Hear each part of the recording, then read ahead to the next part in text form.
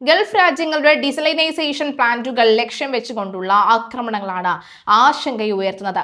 Middle ഈസ്റ്റിൽ ശുദ്ധജലത്തിന്റെ അഭാവം മൂലം ഉപ്പുവെള്ളം ശുദ്ധീകരിക്കാനാണ് ഈ ഡീസലൈസേഷൻ പ്ലാന്റുകൾ ഉപയോഗിക്കുന്നതെന്ന് എല്ലാവർക്കും അറിയാമല്ലോ. US ആക്രമണം ഹോർമൂസ് കടലിടുക്കിനോട് ചേർന്നുള്ള ദ്വീപിലെ ഒരു ഡീസലൈസേഷൻ പ്ലാന്റിന് കേടുപാടുകൾ വരുത്തിയെന്ന ഇറാനിയൻ വിദേശകാര്യമന്ത്രി സെയ്ദ് അബ്ബാസ് അരഗജി ആരോപണത്തിലാണ് തുടക്കം. ഇതോടെ 30 ഗ്രാമങ്ങളിലേക്കുള്ള ജലവിതരണം നിലച്ചുവെന്ന US-ന്റെ ഈ നഗ്നമായ കുറ്റകൃത്യമാണ് എന്നുമായിരുന്നു അദ്ദേഹത്തിന്റെ പ്രതികരണം. ഒരു തെക്കൻ അയൽ രാജ്യമാണ് വ്യോമതാവളം ഒരുക്കി ആക്രമണത്തിന് സൗകര്യമൊരുക്കിയത് എന്ന് ഇറാൻ പാർലമെന്റ് സ്പീക്കർ കൂടി പറയുകയും ചെയ്തു. എന്നാൽ അമേരിക്കയും ഇസ്രയേലും ഈ ആരോപണങ്ങൾ നിഷേധിക്കുകയായിരുന്നു. ഡീസലൈസേഷൻ പ്ലാന്റുകളെ കുറിച്ച് തനിക്ക് ഒന്നും അറിയില്ലെന്നായിരുന്നു ട്രംപിന്റെ പ്രതികരണം. തൊട്ടു പിന്നാലെയാണ് ഞായറാഴ്ച ഇറാന്റെ ആക്രമണം ഉണ്ടായത്. ഇറാന്റെ ഡ്രോൺ ഒരു പ്രാദേശിക ജലശുദ്ധീകരണ പ്ലാന്റിന് കാര്യമായ നാശനഷ്ടം ഉണ്ടാക്കിയെന്ന് ബഹ്റൈൻ ആഭ്യന്തര മന്ത്രാലയം അറിയിച്ചു. ഇറാൻ ജനങ്ങളുടെ അടിസ്ഥാന സൗകര്യങ്ങളെ വിവേചനരഹിതമായി ആക്രമിച്ചതായാണ് ആരോപണം. കൂടാതെ മാർച്ച് 2-ന് ദുബായിലെ ജബൽ അലി തുറമുഖത്തിലെ ഡീസലൈസേഷൻ സമുച്ചയത്തിൽ നിന്ന് വെറും 12 മൈൽ അകലെ ഇറാന്റെ ആക്രമണം ഉണ്ടായതായും റിപ്പോർട്ടുകളുണ്ട്. എന്നാൽ ഡീസലൈസേഷൻ പ്ലാന്റുകളെ തന്നെ ലക്ഷ്യമിട്ടായിരുന്നോ ഈ ആക്രമണമെന്ന് വ്യക്തമല്ല. അമേരിക്ക, ഇസ്രയേൽ, ഇറാൻ സംഘർഷം ആരംഭിച്ചതു മുതൽ എല്ലാവരും ഉറ്റുനോക്കുകയിരുന്നതും ഇന്ധന വ്യവസായത്തിലേക്കാണ്. എന്നാൽ ഈ യുദ്ധത്തിന്റെ യഥാർത്ഥ നഷ്ടം പെട്രോളിയം ഉൽപാദന കേന്ദ്രങ്ങൾക്ക് മാത്രമായിരിക്കില്ല എന്ന് മറിച്ച് മിഡിൽ ഈസ്റ്റിലെ പ്രധാന നഗരങ്ങളെ വാസയോഗ്യമാക്കി നിലനിർത്തുന്ന ഡീസലൈസേഷൻ പ്ലാന്റുകളിലായിരിക്കാമെന്നാണ് വിദഗ്ധരുടെ മുന്നറിയിപ്പ്. 400-ലധികം ഉപ്പുവെള്ള ശുദ്ധീകരണ പ്ലാന്റുകൾ ഗൾഫിലുണ്ട്. ഇത് ലോകത്തിലെ തന്നെ ഉപ്പുവെള്ള ശുദ്ധീകരണം ശേഷിയുള്ള 60%. UAE-യിലെ കുടിവെള്ളത്തിന്റെ ഏകദേശം 42% ഡീസലൈസേഷൻ പ്ലാന്റുകളിൽ നിന്നാണ് വരുന്നത്. കുവൈത്തിൽ 90%, ഒമാനിൽ 86%, സൗദി അറേബ്യയിൽ 70%വുമാണ് ഈ കണക്ക്. മറ്റേതൊരു രാജ്യത്തെക്കാളും കൂടുതൽ ഡീസലൈസേഷൻ ചെയ്ത വെള്ളമാണ് സൗദി അറേബ്യ ഉൽപ്പാദിപ്പിക്കുന്നത്. അതേസമയം തീരദേശ ജലശുചീകരണത്തെക്കാൾ ഉൾനാടൻ അണക്കെട്ടുകളെയും ജലാശയങ്ങളെയും ഇറാൻ കൂടുതൽ ആശ്രയിക്കുന്നതിനാൽ ഇറാൻ ഈ ഭീഷണി നിലവിൽ ഇല്ല എന്നാണ് റിപ്പോർട്ടുകൾ. ഒരേ സമയം 20-ാം നൂറ്റാണ്ടിലെ മഹത്തായ നേട്ടവും ദുർബലതയുമാണ് ഈ ഉപ്പുവെള്ള ശുചീകരണം എന്ന് പറയുന്നത്. അതുകൊണ്ട് തന്നെ ഡീസലൈസേഷൻ പ്ലാന്റുകളെ ലക്ഷ്യം വെക്കുന്നത് ജനങ്ങൾക്ക് നേരെയുള്ള ആക്രമണമായിട്ടാണ് വിദഗ്ധർ കണക്കാക്കുന്നത്. അതേസമയം US ഇസ്രായേൽ സംയുക്ത സേനയുടെ ആക്രമണത്തെ ഇറാനൊപ്പം ചെറുക്കുന്നത് നിലവിൽ ലെബനനിലെ ഹിസ്ബുള്ളയാണ്.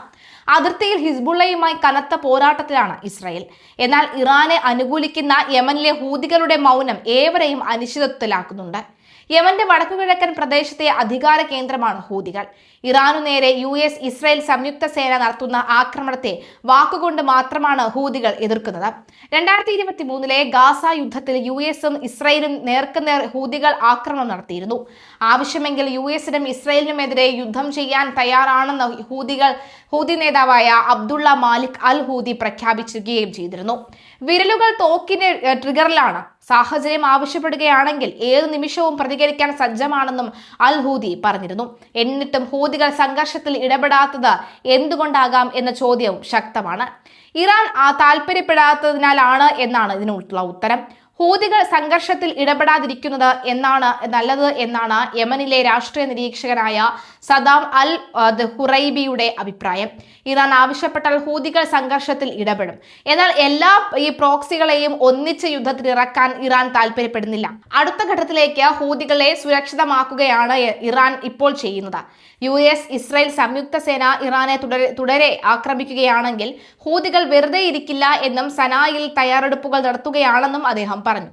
ഗാസ യുദ്ധസമയത്ത് ചെങ്കടലിൽ US ഇസ്രായേൽ കപ്പലുകൾക്ക് നേരെ കനത്ത ആക്രമണമാണ് ഹൂതികൾ നടത്തിയത്.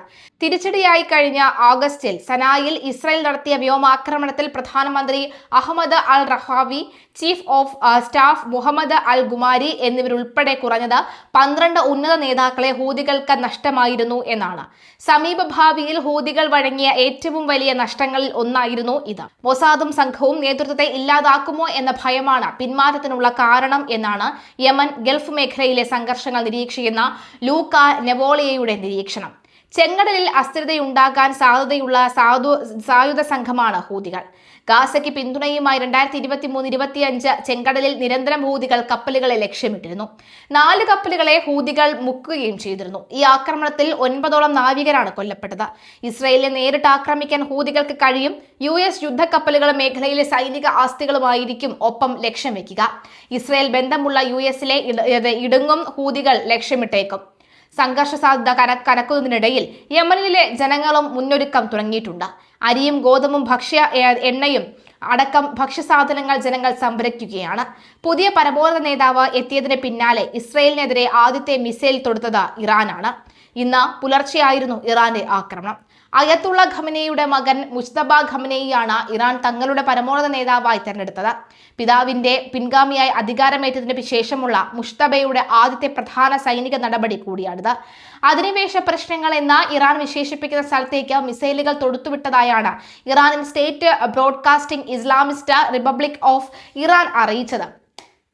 At your command Seyed Mojtaba എന്നെഴുതിയ ചിത്രങ്ങളും ഇറാന്റെ സ്റ്റേറ്റ് മീഡിയയിൽ പ്രചരിക്കുന്നുണ്ട്. 88 പുരോഹിതന്മാരടങ്ങുന്ന വിദഗ്ധ സമിതിയാണ് മുജ്തബയെ തെരഞ്ഞെടുത്തത്.